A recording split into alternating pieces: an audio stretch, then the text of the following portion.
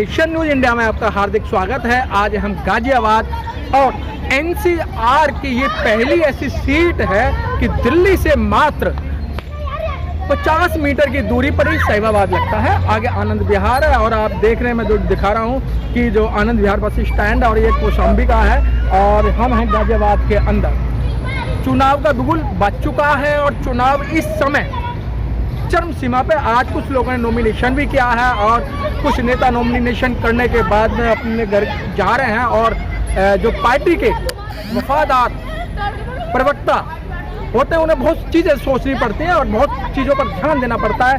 तो ये जोशी भास्कर जी हैं जो कि सपा के प्रवक्ता नियुक्त किए गए हैं और अल्मोड़ा और जो आसपास की सीट हैं उनका इनको इंचार्ज बनाया। तो आइए कुछ इंट्रोडक्शन बताएंगे।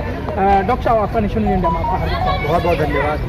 डॉक्टर साहब, जिस तरीके से आप पूरा भूगोल बच चुका है, 5 राज्यों के चुनाव होने जा रहे हैं, जो एक पंचवर्षीय जो मेला है वो लग चुका है।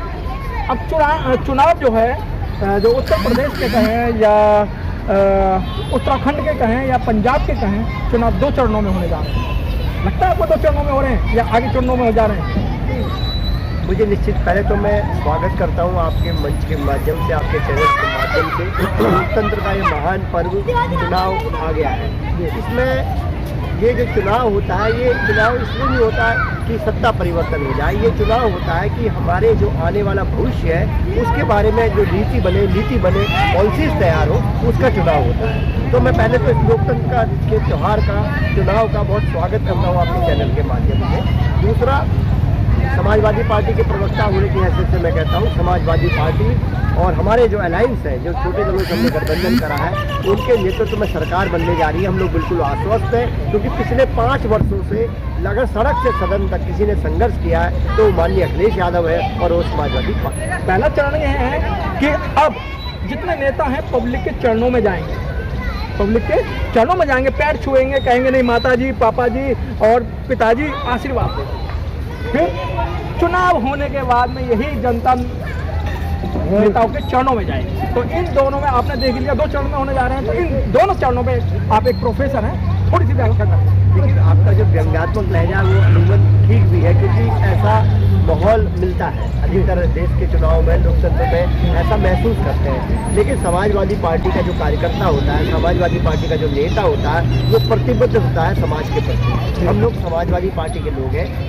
हमारा केवल एक ही ध्येय होता है, समाज के हर वर्ग के, हर धर्म के, हर जाति के लोगों का सेवा करना। हम लोग पूर्णकालीन होते हैं। हम लोग, हमारे लिए चुनाव जीतना तो एक व्यापार नहीं है, हमारे लिए चुनाव जीतना लोगों की सेवा करने का एक माध्यम है। तो क्या लगता है, जैसे उत्तर प्रदेश के अंदर भी आपने काम करा और अभी आपको जो अल्मोड़ा या मतलब उत्तराखंड के अंदर लगाया है, तो उत्तर प्रदेश की राजनीति क्या कहती है?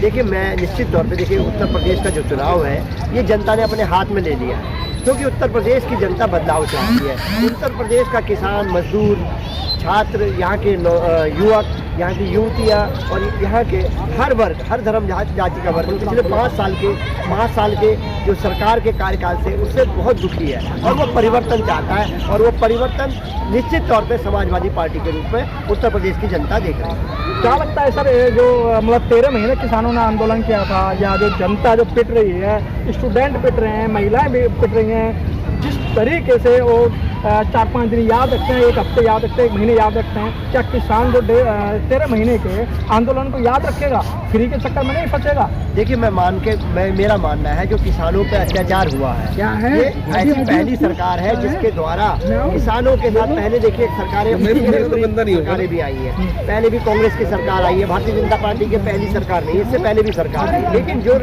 रवैया मोदी और योगी जी के सरकार में दिखाई दिया, सरकारों के प्रति जो आपने देखा होगा, सब बिल्कुल संवेदनशीलता नहीं दिखाई गई है। और सरकार ने जिस तरह के शब्दों का प्रयोग, चाहे वो आतंकवादी उनको कहा हो, खालिस्तानी उनको कहा हो, लोफर उनको कहा हो, जिस तरह के गलत शब्दों का प्रयोग किया गया है, ये मेरे को लगता है ये अन्नदाता का अपमान अगर किसी का कार्यकाल में हुआ है तो मोदी जी के और योगी जी के कार्यकाल। लेकिन जोशी जी, जिस तरीके से हम सर्वे कर रहे हैं तो लेकिन जाटों का बीजेपी को जा रहा है, नहीं लगता आपको?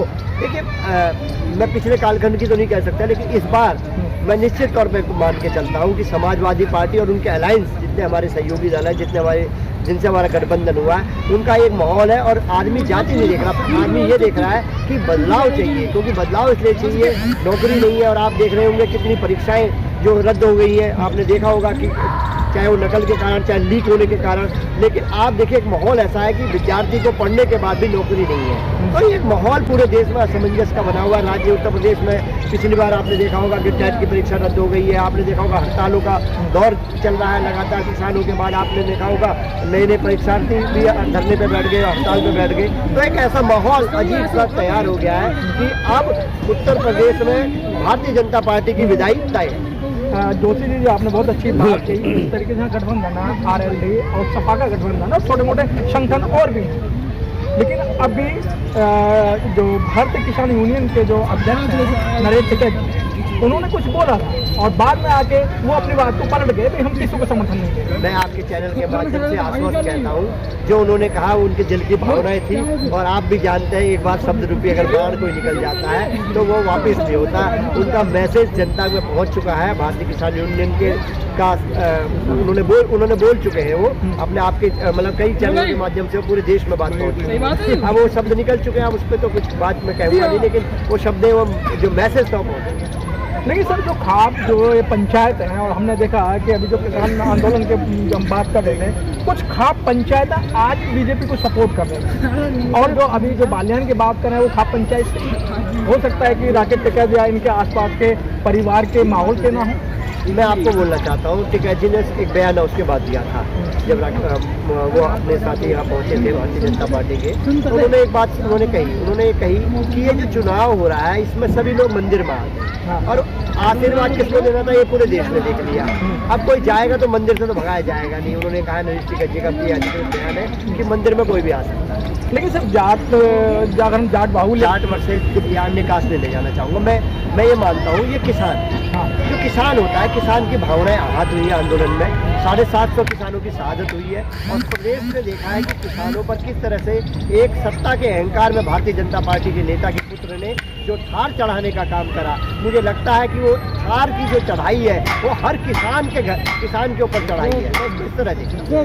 तो सर, क्या लगता है कि इस समय जो उत्तर प्रदेश है इसके अंदर सत्ता परिवर्तन होगी?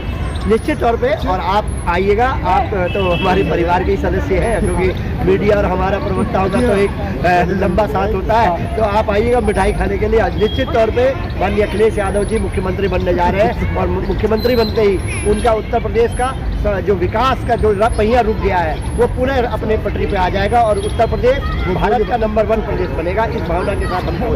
लेकिन 10 मार्च अभी तक आप ही लोग कहते थे किसान आंदोलन के अंदर कि भाई समय आने दो। आज वो समय आपके पास में है। क्या चाहते हैं कि जैसे अभी बीजेपी ने जो काम किया था कि यहाँ चाहे हम नौकरी पेशे वाले कहें या आम आदमी कहें या छात्राओं को जो लाठी बरसाई गई थी, जो सारे विभाग हैं सब परेशान हैं। तो क्या लगता है कि अभी देखिए, ये मैं आपको निश्चित तौर पे अपने अनुभव के आधार पर कहना चाहता हूँ कि 2022 का जो चुनाव है ये भारतीय जनता पार्टी और समाजवादी पार्टी के बीच का चुनाव नहीं हो रहा। ये चुनाव जनता ने अपने हाथ में ले लिया है, क्योंकि चुनाव किसान से लेकर मजदूर से लेकर छात्र से लेकर युवा तक सब लोग परेशान हैं। और वो परेशान जो है वो परिवर्तन चाहते हैं और वो परिवर्तन निश्चित तौर पे केवल एकमात्र आशा का केंद्र बने हुए हैं। पूरे उत्तर प्रदेश में अगर आप देखेंगे 5 साल से लगातार सड़क से सदन तक अगर किसी व्यक्ति ने, किसी पार्टी ने संघर्ष करा तो माननीय अखिलेश यादव है और समाजवादी।